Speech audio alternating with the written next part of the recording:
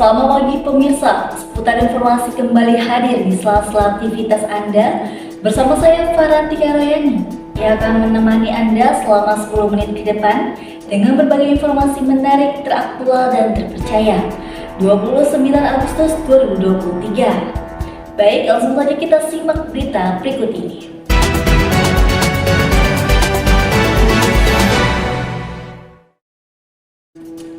Pemirsa, setelah menjalani libur panjang selama 2 bulan, Universitas Islam Negeri Sultan Maulana Hasanuddin Banten kembali menjalani perkuliahan pada hari Senin 28 Agustus 2023. Nah, sekarang kita sudah terhubung dengan reporter kita yang akan mengabarkan situasi terkini mengenai hari pertama perkuliahan.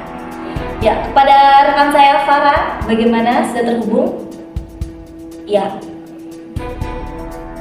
Ya, selamat pagi pemirsa. Saat ini saya sudah berada di kampus Universitas Islam Negeri Sultan Maulana Hasanuddin Banten, tepatnya di gedung Fakultas Dakwah.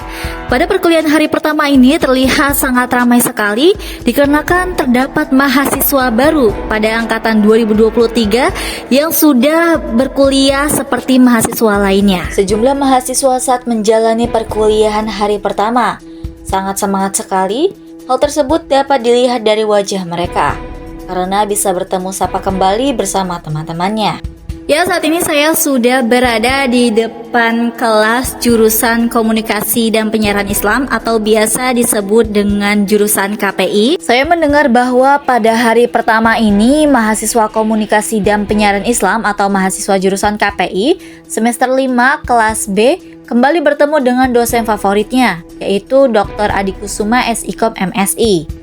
Dalam perkuliahannya, beliau menyampaikan kata-kata sambutan dengan menyambut mahasiswa semester 5 dengan sedikit materi dan juga penyampaian rencana pembelajaran studi atau yang biasa kita kenal sebagai RPS. Dalam penyampaian materinya, beliau menyampaikan tentang berita biasa dan berita investigasi. Maksud dari berita biasa dan berita investigasi ialah beritanya itu lebih singkat atau sederhana, cukup memenuhi 5W plus 1H saja. Sedangkan berita investigasi, satu tema yang besar dan dikaji selama mendalam, sehingga penyajiannya itu lebih eksklusif dan lebih akurat, sehingga dapat dipertanggungjawabkan.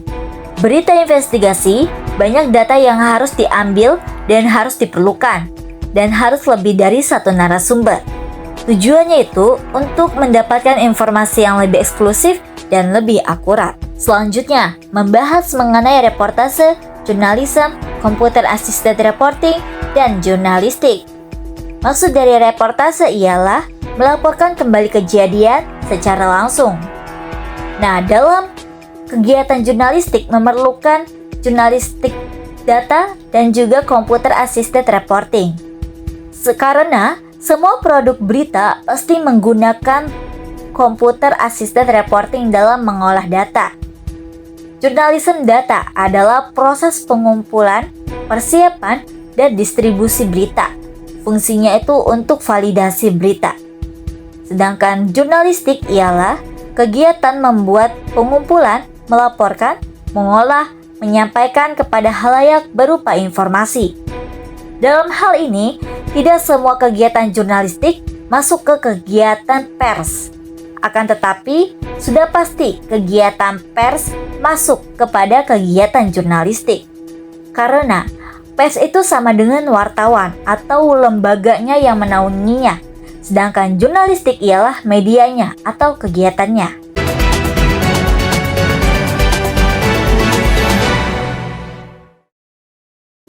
Baik, hanya itu saja yang dapat saya sampaikan. Saya kembalikan kepada rekan saya yang berada di studio.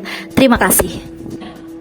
Baik, terima kasih Farah yang sudah melaporkan situasi terkini mengenai perkuliahan hari pertama di kampus Universitas Islam Negeri Sultan Maulana Hasanuddin Banten. Ya, pemirsa, saatnya kami undur diri karena sudah 10 menit kami menemani Anda. Saya mewakili seluruh rekan kerja yang bertugas pamit undur diri. Terima kasih dan sampai jumpa.